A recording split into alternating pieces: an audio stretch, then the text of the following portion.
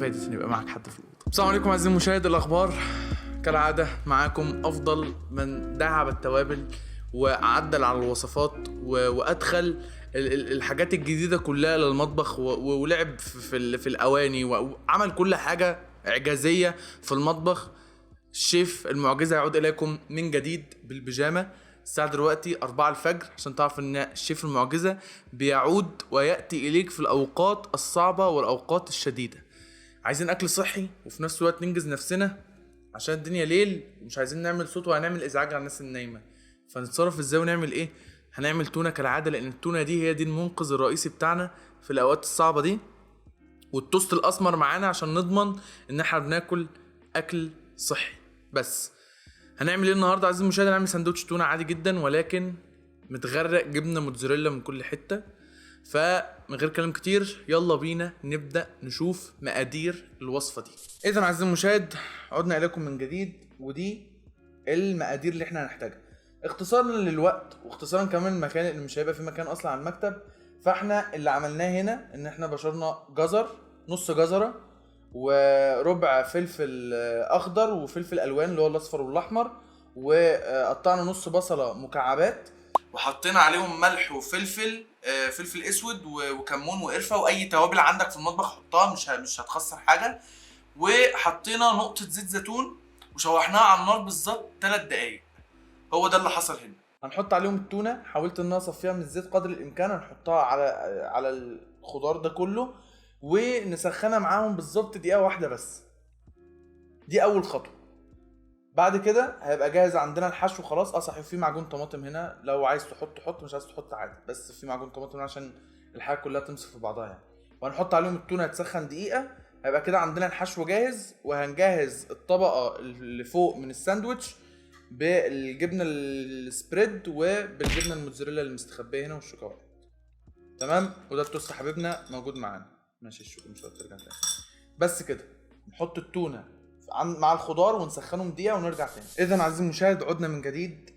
حطينا التونة مع الخضار اللي احنا كنا عملناه سويناه على الزيت قبل من شوية. كل حاجة خلاص دلوقتي مسكت في بعضها. معجون الطماطم هو اللي ساعد على ان كل حاجة تبقى يعني فاهم قصدي كده، تبقى كله كده خليط واحد كده. لما تيجي تاخد معلقة هتيجي معاك كل حاجة، الخضار والتونة وكل حاجة. فاحنا هنعمل ايه دلوقتي؟ هنطلع اول سلايس توست. تعالى نطلع سلايسين مره واحده عشان ما نبهدلهمش معانا. ادي شريحتين التوست بتوع الساندوتش اهو. تمام. هنجيب اول واحده اهي وهنفضي عليها، او يعني هنحط عليها ايه الخضار والحاجه اللي احنا عملناها او الحشو اللي احنا عملناه للساندوتش ده. كده احنا خلصنا اول طبق. تمام. نجيب كده بس الجبنه الموتزاريلا، فاهم؟ هنحط عليها بس ايه كده حبه صغيرين كده جبنه موتزاريلا. هنيجي بقى نحط بقى الطبقه دي عليها. تمام. بس قبل بقى ما نحط الطبقه دي فوقيها هنعمل ايه بقى؟ هنجيب بقى الجبنه اللي هي اللي بتدين دي، اللي هي العاديه اللي بتروح تيجي معاك دي كده ايه، دي كده السلايس هنحطها فوق كده، يعني دي هتبقى لفوق. تمام.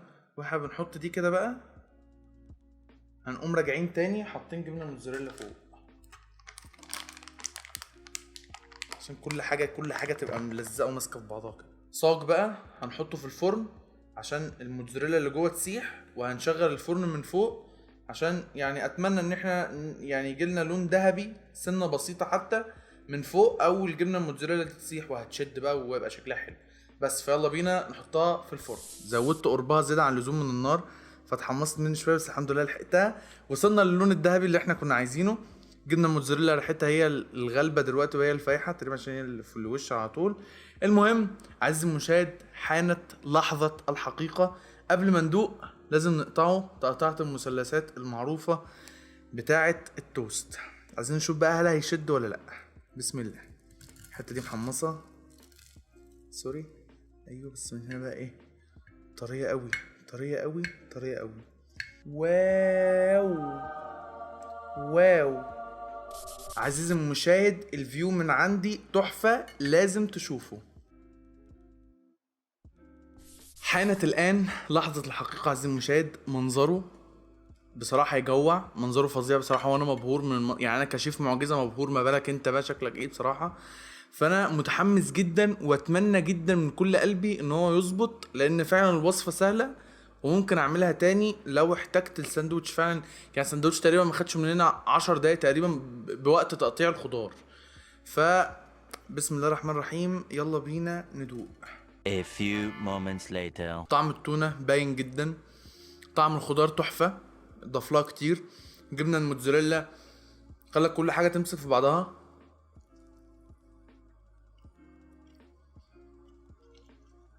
ما بتشدش قوي، يمكن كانت عايزة وقت اطول في الفرن، بس كاجمالي سندوتش فعلا فعلا يليق باسم الشيف المعجزة. ساندوتش فعلا رهيب، فظيع، جامد، 10/10 بدون تفكير، تحفة.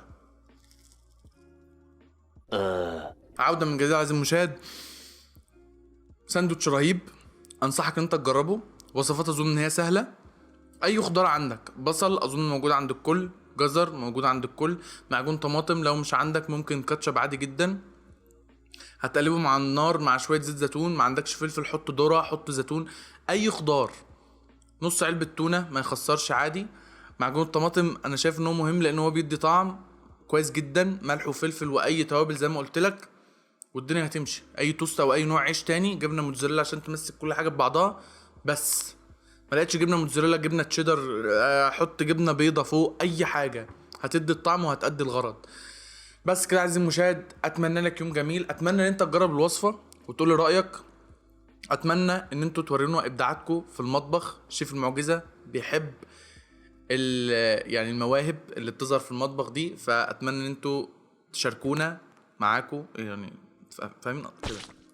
المهم عزيزي المشاهد، بس كده اتمنى لك يوم سعيد ووصفات سعيده، وصفات جميله كل يوم. بس كده عزيزي المشاهد، استنوا الفيديوهات الجايه والوصفات الجايه. وبس كده كالعاده كان معاكم الشيف المعجزه، وسلام، مع السلامه.